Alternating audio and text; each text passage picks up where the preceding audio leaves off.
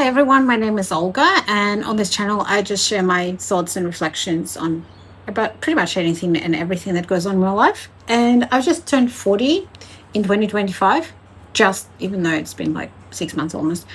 But anyway, it feels recent still, and I've been thinking about this sort of decade of my life, not exactly decade, but somewhere from about 29 to 40, and just how much I've gone through and how much I've moved and how much I've grown. And the reason for this was I was talking with my psychologist about something else, and she was asking me, well, what got you to this life that you have now? What was it in you that got you here? It didn't just happen. You weren't just lucky. You were actively doing things and making choices that got you to this life now. Because I often feel like my life is so good and I don't deserve it, and like sort of survivor's guilt type of thing. But anyway, so I thought it would be good to reflect on what have I done over this decade and what have I gone through, and how I've grown. So I think the main thing was I took a lot of chances. I was, I guess, gutsy enough to take those chances and give things a go, even though sometimes they were really, really hard. And yes, I moved across the world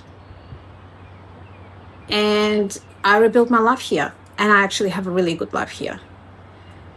So just to start it off, if you're new to this channel, I grew up in Russia and I lived there until I was 30 something.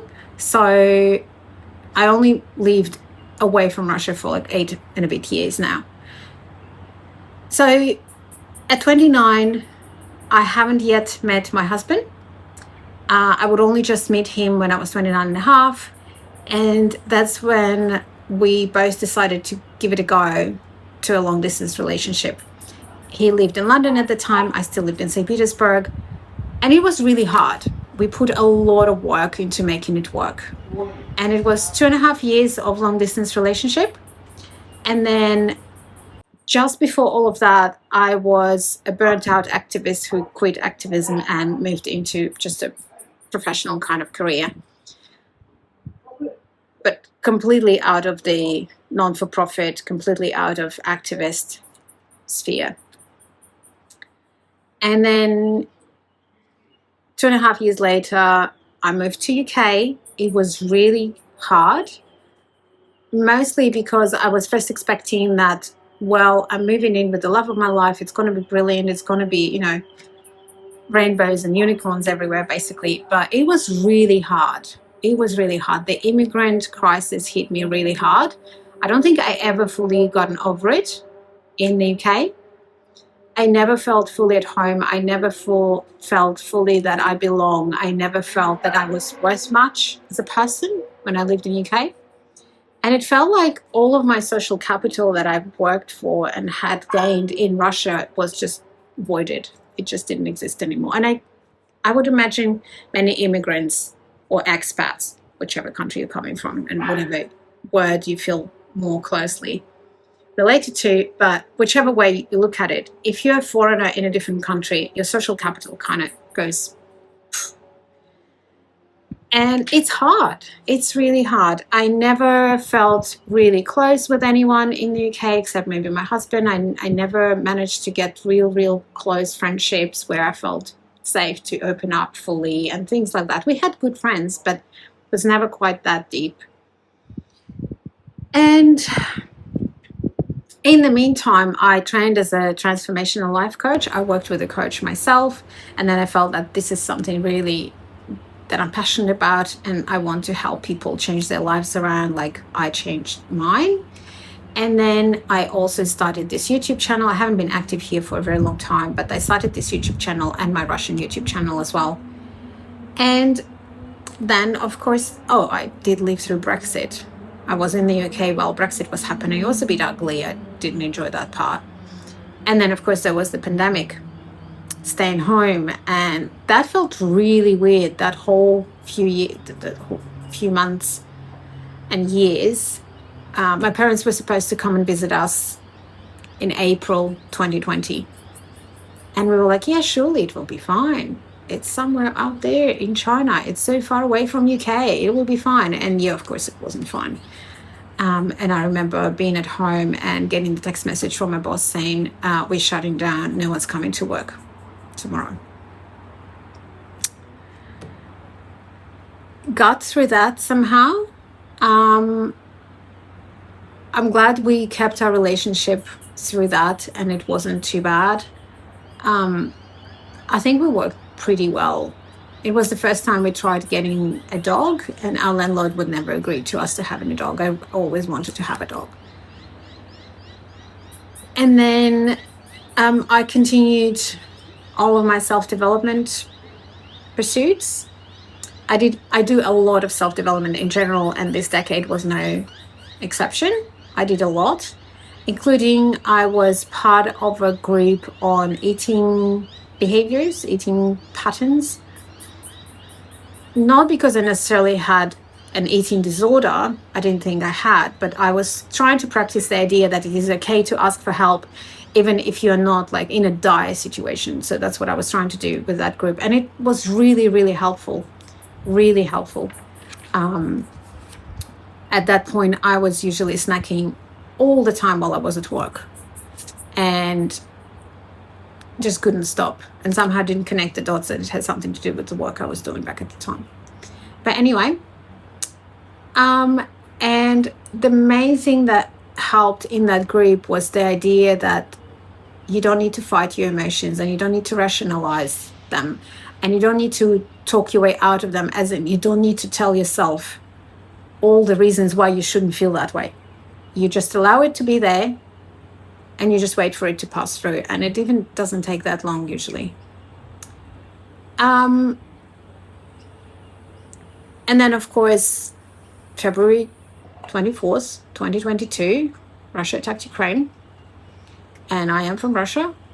And it did really throw my world around. And it was really hard to process, and it still is. And it's still probably the biggest stress factor in my life, even though I'm not in the war zone. I'm across the world. I live in Australia now. I moved to Australia. And I realized that Australia felt like home when in 2023 I needed to go back to Russia for family reasons. And I was really worried that what if something changes or the borders close or something else and I can't get out and I can't get back home? And then I realized, oh, my home is here. My home is in Australia. And that felt pretty impressive, given that I've never felt at home in the 5 years in the UK, but I felt at home within the first year of being here. And I guess a few things that helped feeling at home was, number one is I started a Russian-speaking women's circle, and we meet pretty regularly, and we still meet regularly, like about every month or so. And that's where I made most of my friends.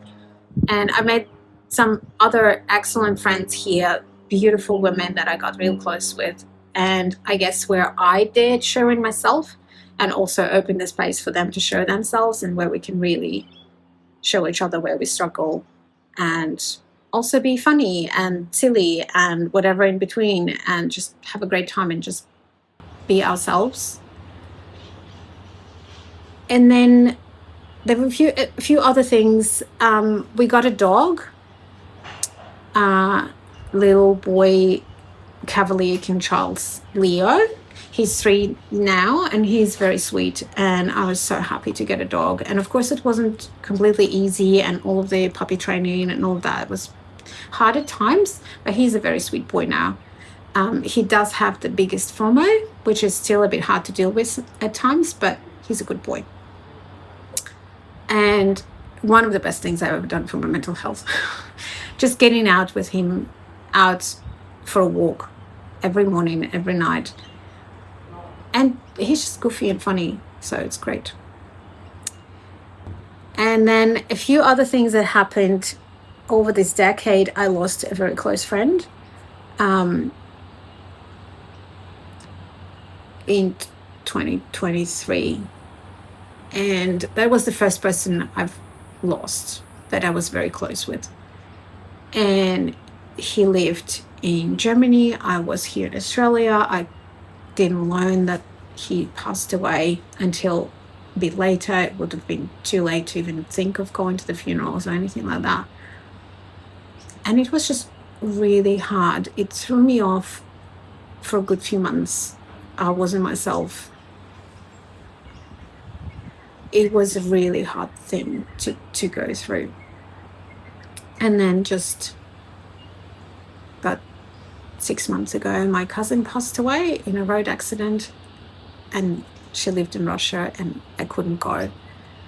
And it was also hard, but it was somehow easier this time. And I think because I got to say goodbye, even if it was just on video, but I got to see the funerals and I got to say goodbye, and I got to talk about her with others who loved her and others who knew her, and got closer with my auntie, her mother, and my cousin, her sister, and obviously staying close with my mom and my sister through this was really, really important. And I guess the other part of it, when it happened, it really showed that, the struggles you can have in life, as long as nobody died, it's all fixable. It kind of puts things in perspective. You're thinking, well, nobody died.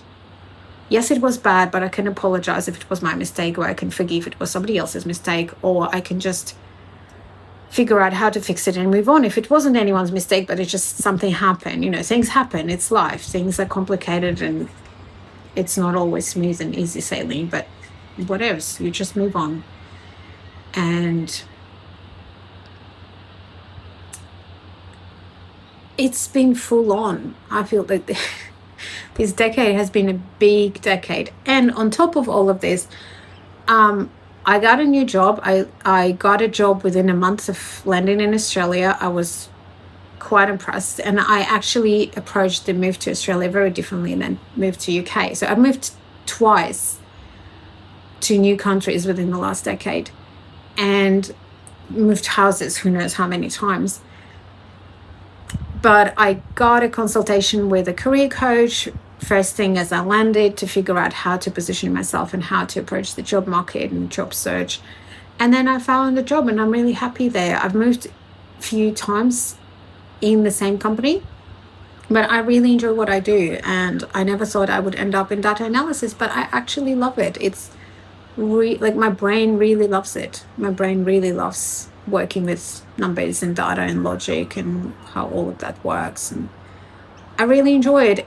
And I'm being valued. I got a promotion recently. It's great. Like, my work life is great. I can't really complain. And we bought our first property together with my partner. He never had a property on his own. I never had a property on my own. So we bought our first property a couple of years ago, 2.5 years ago now. And yeah, within the first year of moving to Australia, we bought our first property. And then we sold it last year, and we bought this house with a pool. How cool is that? Like, for a girl who grew up in Russia in a flat in St. Petersburg, having a house and a pool was something from, I don't know, like movies. But like, normal people didn't have houses with pools, right? It's like out of this world. And we got a second dog, and she's a bit much. We got her at almost 1 year old, so she's just over 1 year old now, Aria. She's a Finnish Lapphund. If you don't know who they are, go have a look. They're adorable. And it's not easy, but it is fun. And what else did I want to tell you about? What else happened in this last decade? I started working with a psychologist. I've done a lot of self-development over the years, but I've only started working with a psychologist last year, after my GP suggested that we do a mental health check. And we did a mental health check, and it suggested that I have severe depression and severe stress. And I was a bit shocked because I thought, I feel so much better. What do you mean I have depression? But that's another story. Not for today, maybe another time. But I started seeing a psychologist and it's been massively helpful. And I've been practicing a lot of things. And a lot of it is like, it's not sexy solutions. It's just do what you're already doing, but continue. Like, listen to your own needs, honor your needs, do what you need to do, look after yourself and things like that, set boundaries, la la la la. It's a lot of things that are semi-common knowledge, but obviously not common practice. So I'm trying to practice in that more. I started running. I actually participated in 3 runs. The longest run I did was the Bondi to Manly relay. So my leg was about 17 kilometers. And yeah, I want to get back into it. I fractured my leg in September, my ankle.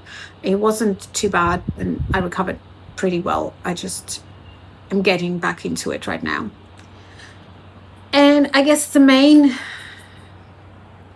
out of all of this and the main things that happened for me over this decade is I was more and more allowing myself to be human.